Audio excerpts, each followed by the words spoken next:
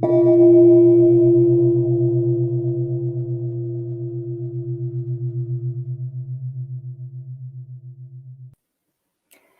afternoon, everybody.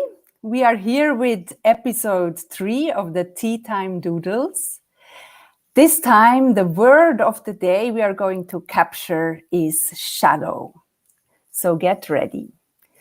But first, I want to introduce to you my co-host today.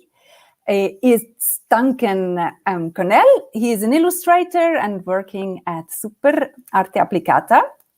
And he is with me today because unfortunately Anne-Sophie cannot make it, and she sends all her warmest greetings to you. So hi, Duncan. Hi, everybody. And then it's time. Of Lapis Late Night Show, and here we are. We're live with Doodles number 3. So, and then it's time to present also the doodleresses we have with us in the show today.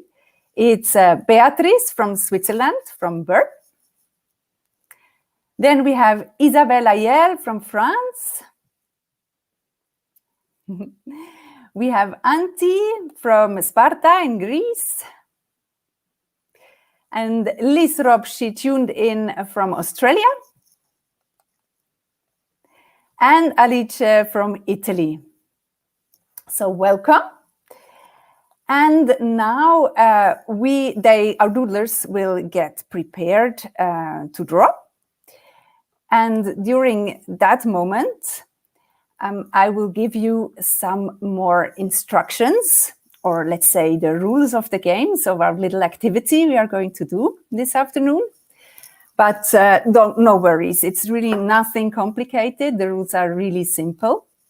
So just take a sheet of paper and a pen you feel like drawing with. It can also be various other colors. It's really up to you to choose. And then get comfortable. Listen to our stories and let your mind and your hand wander on your paper. Just get lost. Draw whatever comes to your mind. And it's important not to seek perfection. That's not what it is about. Because the definition of doodle actually means to scribble, sketch, or make designs on paper, often while thinking about something completely different. I think you all did that before when you were speaking on your phone, for example. Also, it's important to know that doodles, they can be literal or they can be abstract. Sometimes it's even more interesting when they are abstract and consist just of forms and movements, patterns, because they hold hidden connotations, meanings, or emotions that have the power to start very interesting conversations. So, the most important thing for you today is to let go. There are no possible mistakes. Or as Brian Eno would say, honor thy error as a hidden intention. So now Duncan brings back all our doodling guests into the show, and you get ready. And our guests are coming back, but I want to say something more. Actually, it's better to not look at what they are doing. You can just turn around your computer screen for the moment a little bit, if you are drawing as well, and just listen. Let your hand be the guide into our word for the day. Shadow. Shadow. There are 3 definitions of the word. 1. A dark area or shape produced by a body coming between rays of light and a surface. 2. Used in reference to proximity, ominous oppressiveness, or sadness, or gloom. And 3. A tiny, often physical indication of something lost or vanished, a tiny amount. A shadow is a dark, real image area where light from a lamp is blocked by an opaque cloud. It occupies all the three-dimensional volume behind an object with light in front of it. The cross-section of a shadow is a two-dimensional silhouette or a reverse projection of the object blocking the light. Where there is light, there is shadow. I think it is beyond any possible shadow of doubt that you can be afraid of your own shadow. Oh, Duncan, you managed to combine even two sayings into one phrase. But well, speaking of being afraid of your own shadow, that is quite a thing. Are you familiar with the story of Peter Schlemihl? The wonderful story of Peter Schlemihl was written by Adalbert Chamisso in the summer of the year 1831. It is a novel about a poor man who sells his shadow and gets a magical purse in return that leaves him always with great wealth. But I guess you know how this story goes. Obviously, wealth does not make our dear Peter Schlemihl a happy man, but it leaves him miserable, especially because people around, they cannot deal with a man who has no shadow. So, Duncan, would you mind to read from Chamisso's book? Not at all. I have served on several occasions, permit me to say this to you, indeed been able to regard with unutterable admiration the beautiful shadow you cast upon yourself in the sunlight, as it were a certain noble contempt, without heeding it in the least. The beautiful shadow there at your feet.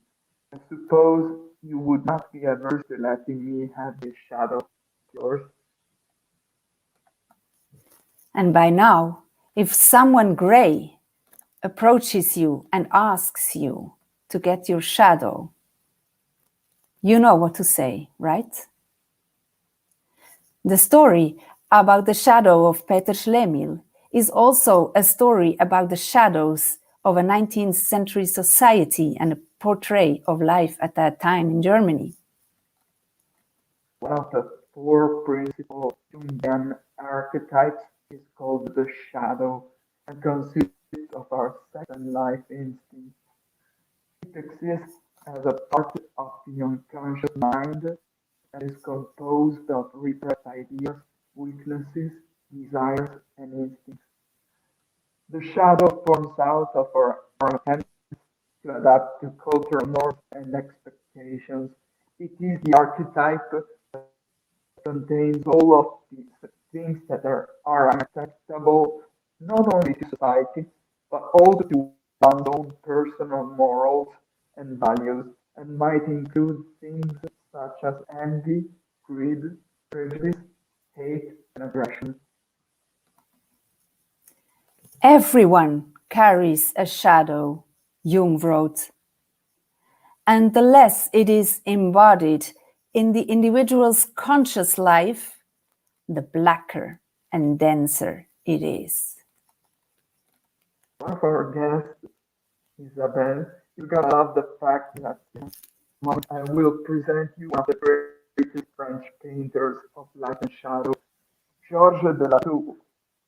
There it is.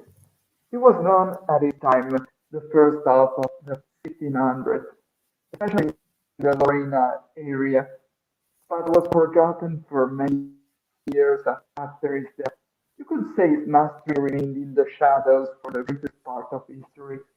Latour was certainly inspired by other artists from Italy and the Netherlands, even if we know he never left France. But you couldn't place his many works in any particular art movement.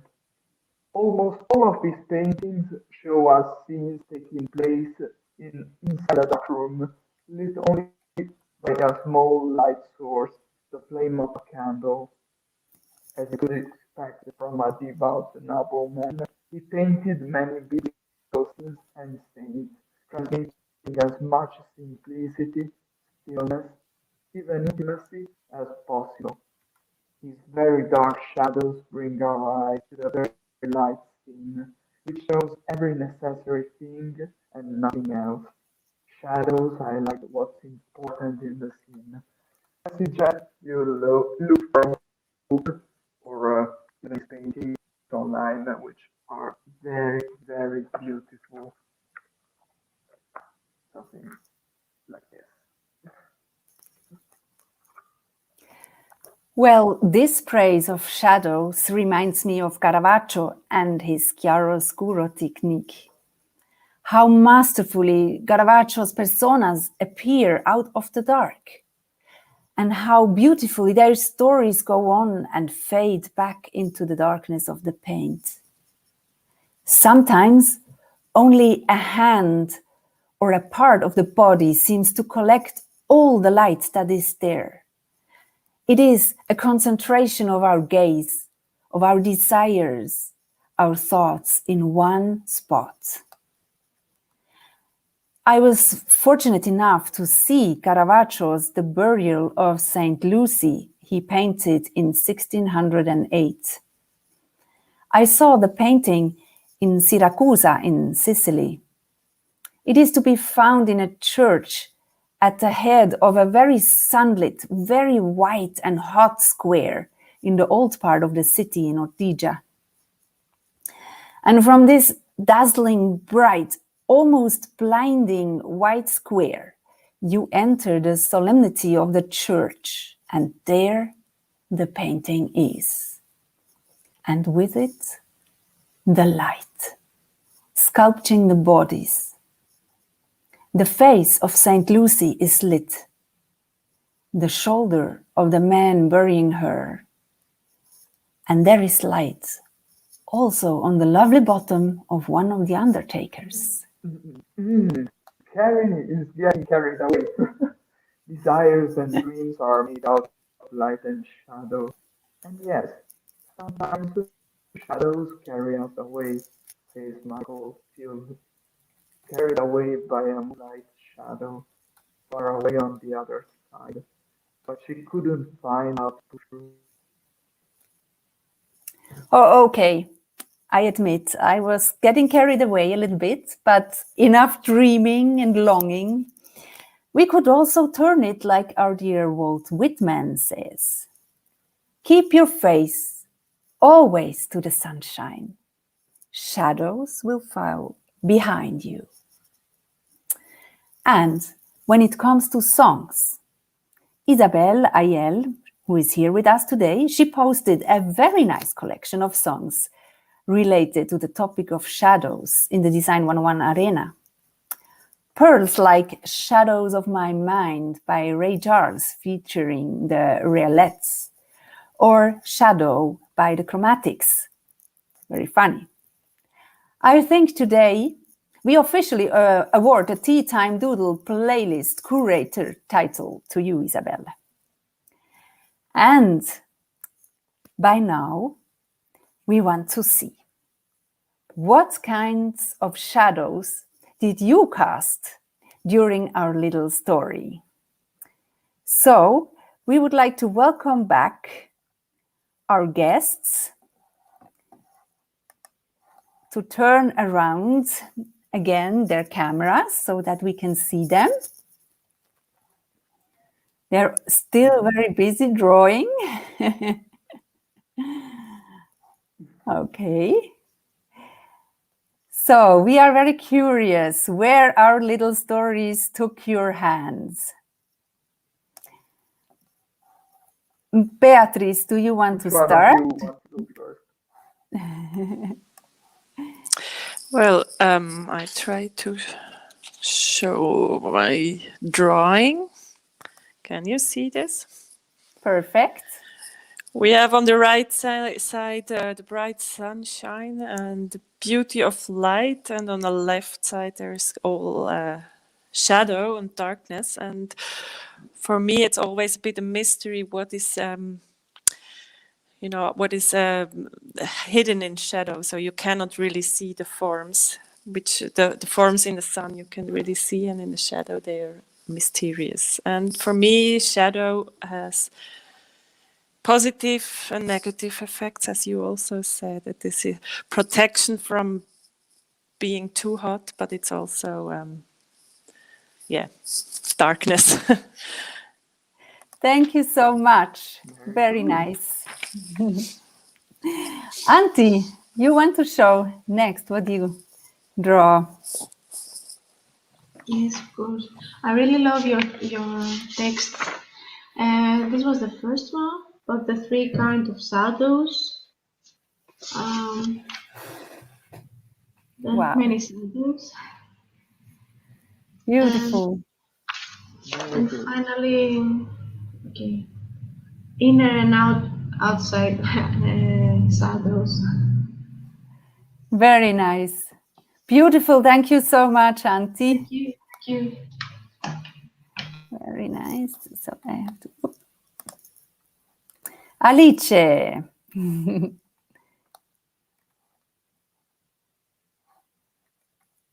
Oh, wait. Can you see this?